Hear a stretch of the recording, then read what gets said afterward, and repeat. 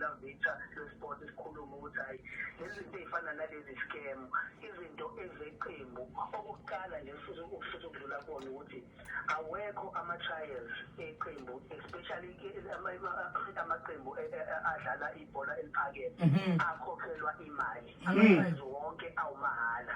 Uma kuqala kwathiwa khona imali ozoyikhokha okwazi ukuthi lapho sekukhona okonakele usuqala uvula amehlo kulokho futhi ama-trials awekho amenyezelwa nje umuntu kuthiwa ayike fonani sizohlangana sizolanda. Ama-trials masiwenza thina njengeqembu siwakhiphe ey'nkundleni zethu zokuxhumana.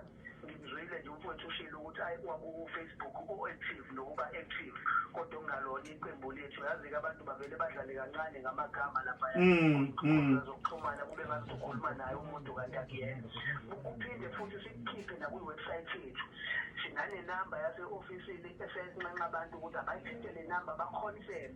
Ama-trials ethu thina simemezela inkundla ezoba kuyona sithi abantu abeze enkundleni asilande muntu ekhaya. Yabona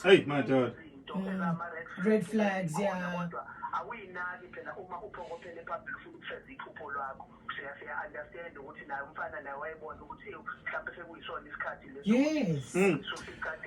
Futhi enye into mfethu uma ubheka phela intwana cishe ibineminyaka u17 nga-2020.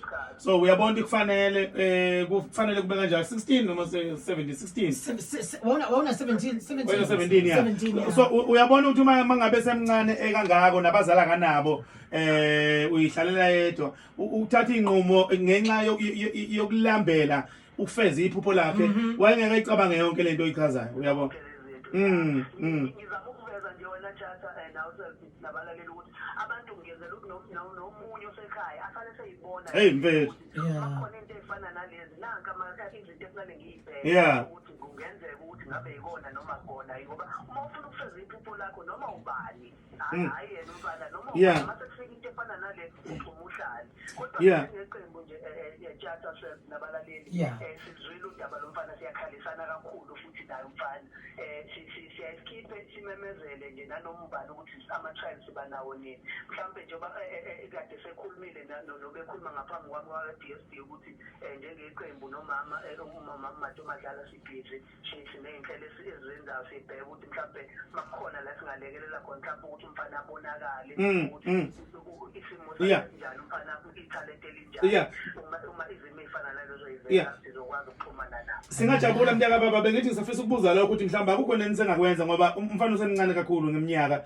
naba nabafethu abahamba naye bakhalela lokho ukuthi uma ngake kube khona abambonayo ngoba abawuvala umlomo abanamahloni futhi abangabazi ukuthi khonto enganimangaza. No Tjatha mfowethu njengoba eshilo nje ukuthi kukhona njengoba sililaleli ludaba salilandela nathi mhlawumbe njengeqembu siyafisa ukuthi umfana asizakale.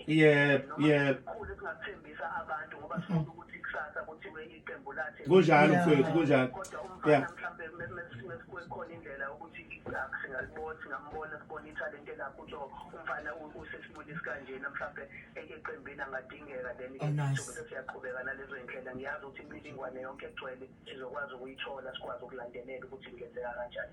Nice one. Besikhuluma la no Golden Arrows Media Officer uComfort Ngothusi. Sabonga kakhulu sinifisela inhlanhla selokhu sililandela njalo lolu daba weComfort nani njengeqembu siyaxolisa kakhulu abantu abasebenzisa igama lenu lokuthi bedicilele phansi kahle kahle isithunzi salo iqembu. Bye bye Comfort sinifisela nenhlanhla nakuma games alandelayo. Siyabonga kakhulu mfethu. All right.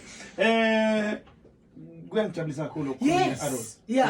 Ngicabanga ukuthi insizwa kufanele ihambe iyojima kakhulu ke manje imisele ilindele ngoba bayathembisa ukuthi khona abangabakuthinta noma yabo so ukubheka thina sesithembe mfowethu ithelele ukuthi ilona likhulumela and into enhle kakhulu la ukuthi nesimo sakhe somqondo mhlawumbe sobe sesibona ukuthi khona ushintsho lenzekile ngoba nango nomnyango iDSD usungenelela nawo uzokuqala futhi uhamba counseling again nasekhaya qala ukuthi kufudumala ngapha nawo ama-trials kumele ukuthi ubhekane nawo so sikufisela inhlanhla kukho konke lokho njengoba sithi ukuthi selokhu sililandelela udaba lakho ukuthi kuhamba kanjani kuhamba kanjani size sifike nasisiqinisekile. Khona omunye umfowethu la usithintayo selfionsi uthinte udaba lika mfowethu uyasishayela sisafisa ukuthi sizwe uthini yena ngalo lo daba cishe babili abasithintayo nje siyaxoxa umlaleli ingoma soyidlala mase sihamba yeah lokho esikwenzayo ngibona kuthanda ukuthi kuntwele ezantsi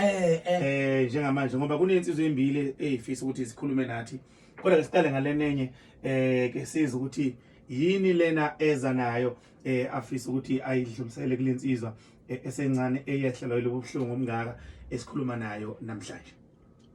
Alright, sizama ukuthi simthinde ngocingo. Man, coach.